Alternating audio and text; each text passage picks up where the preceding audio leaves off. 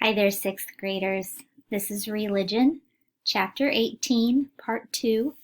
I will be reading aloud and elaborating on pages 274 to 278. Do follow along. The Baptism of Jesus. John the Baptist's preaching was so powerful that crowds flocked to the Jordan River to listen to him. Many people were in awe of John and thought he was the Messiah. But one day, a day for which John had long hoped, he stood in awe of another person, Jesus. As John was baptizing people, Jesus had stepped out of the crowd and asked John to baptize him.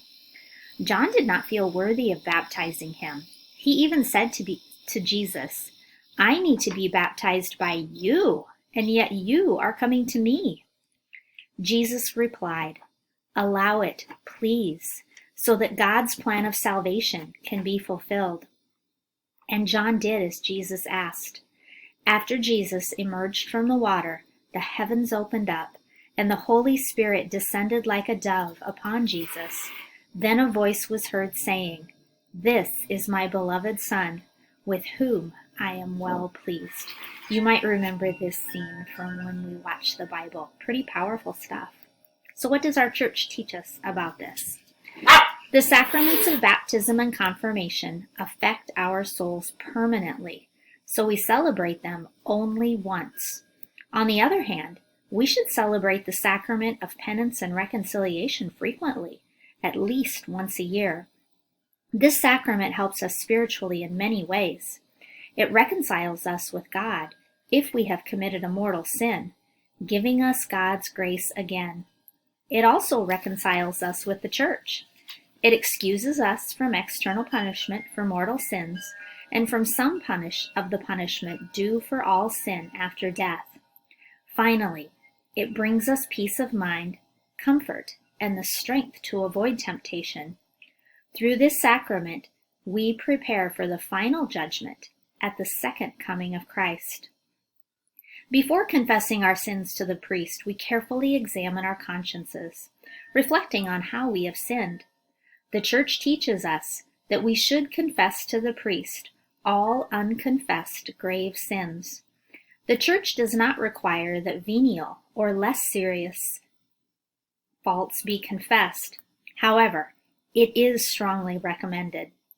After we confess our sins and express our sorrow, the priest will absolve us, saying, "God the Father of mercies, through the death and resurrection of his Son, has reconciled the world to himself and sent the Holy Spirit among us for the forgiveness of sins. Through the ministry of the Church, may God give you pardon and peace, and I absolve you from your sins, in the name of the Father, and of the Son, and of the Holy Spirit. Amen." Those are beautiful words. That's the moment that, poof, our sins are gone. Everything is forgiven, and we are truly, truly absolved of those sins.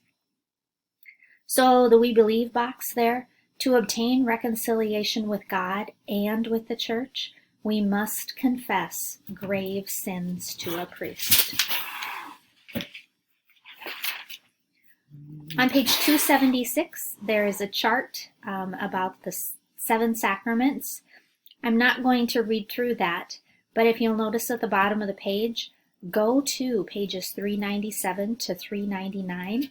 That has some really good information and a really good review for you to read about the 7 sacraments. I finished this video today with the prayer celebration on page 278. Take a look at those flowers. What images from nature remind you of birth? The prophet Ezekiel told the Jewish people that God would make Israel born again after the exile. At baptism, the following passage from the book of Ezekiel may be read. The reading reminds us that baptism gives us new life. Close your eyes and quietly listen to the passage. I will pause after each sentence and ask you to imagine a beautiful flower or plant growing step by step. Go ahead and close your eyes. A reading from Ezekiel chapter 36, verses 24 to 28.